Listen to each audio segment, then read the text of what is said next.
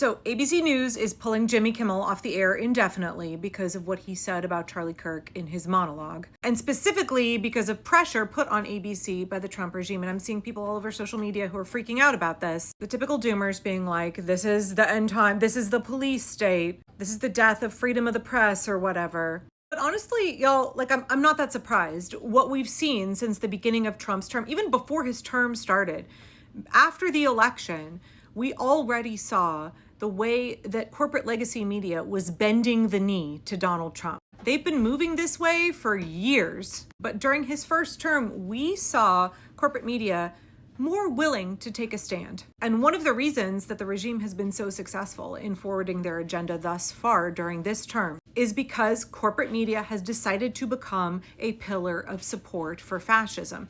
They have decided that they can profit themselves better. They can protect their profit margin and produce greater dividends for their investors, bigger, fatter bonuses for their CEOs if they betray the American people and our democracy. They are appeasers, they are collaborators with fascism. This should not surprise anybody that ABC made this move. After all, it was in December 2024, after the election and before Trump took office, ABC was one of the first companies, institutions, people anywhere to be like, we're fucking rolling over for this. They settled a lawsuit with Trump for $15 million that legal experts all over the place said they could have easily won. Instead, they did their little political maneuvering and were like, we think we can make more money if we kiss up to Donald Trump. We think that we can improve our position under a Trump regime by appeasing and bending the knee and complying in advance. We think that that is a scenario under which we become even wealthier, we maximize our profit margin. Like, what did y'all expect in late stage capitalism? Corporations don't have morals. In fact, it's written into the bylaws for most of them that their priority has to be dividends for their shareholders. So they're going to maneuver however, they're going to take whatever position will result in them making more money in the current political and socioeconomic climate.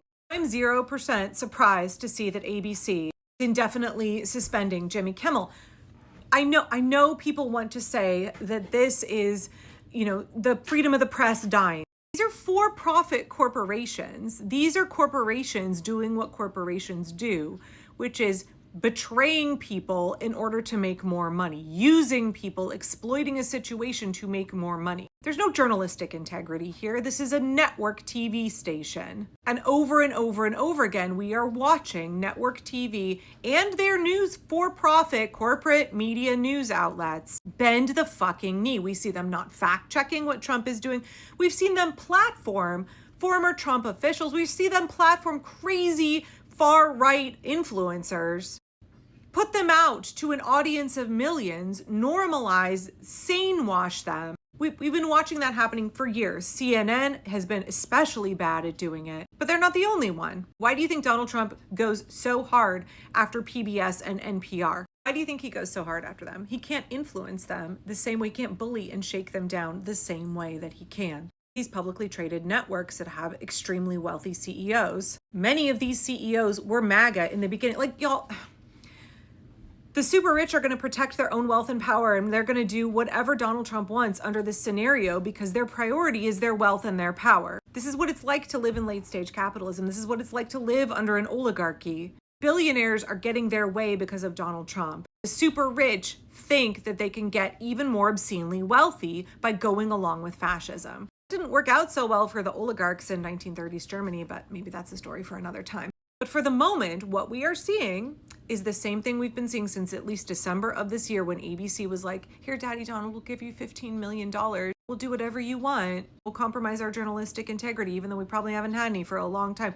We are a for-profit, TV network, and we think we'll make more money if we make you happy. This is a continuation of that. It's not anything different than what they have been doing since December. Corporate legacy media, all of the major news networks, they are a pillar of support under Donald Trump. Now, what does it look like to defeat fascism? What does it look like to defend our democracy? Donald Trump is a weak ruler. Autocrats are always weak. The only reason they are able to sit up there in a position of power is because of those pillars of support. If you want to work to restore our democracy, then you work to erode the pillars of support. It has to become less profitable for corporations like ABC to bend the knee to fascism than to stand up against it. The only language that corporations speak is money. The only language CEOs speak is money. If you don't want these motherfuckers holding up the Trump regime, then you have to figure out how to get a coordinated effort to erode that pillar of support. It has to no longer be profitable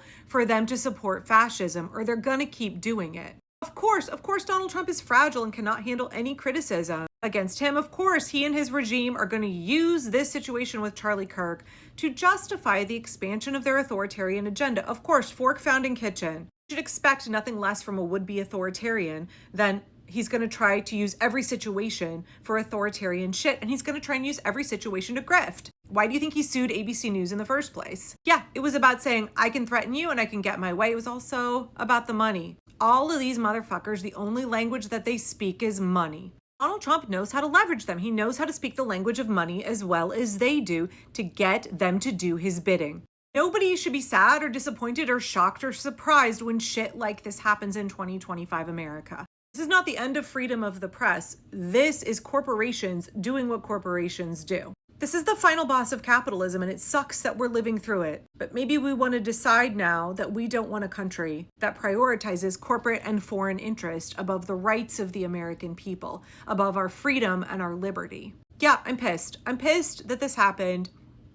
Totally saw it coming. There will be more of this. As long as it continues to be more profitable for businesses to kiss Donald Trump's butt and to roll over for fascism. Understand, if we want this to stop, it's up to us, the American people, to create a dynamic where it is no longer profitable for businesses, be they news networks, be they hedge funds like Columbia University, be they businesses that are scrubbing their DEI policy, whoever it is, whatever businesses are doing Trump's bidding, they will continue to do his bidding as long as they think it makes them more money. If you want to stop this madness, you have to hit him in the pocketbook, and we have to be really organized about it.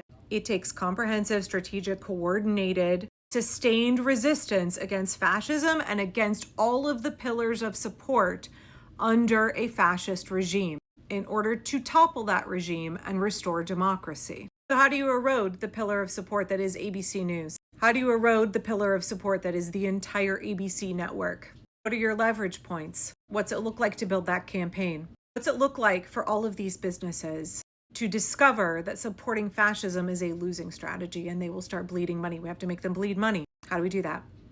What's your game plan? You can be pissed off at Jimmy Kimmel getting canceled. Okay, cool. What are you going to do with that? We got a lot of work to do.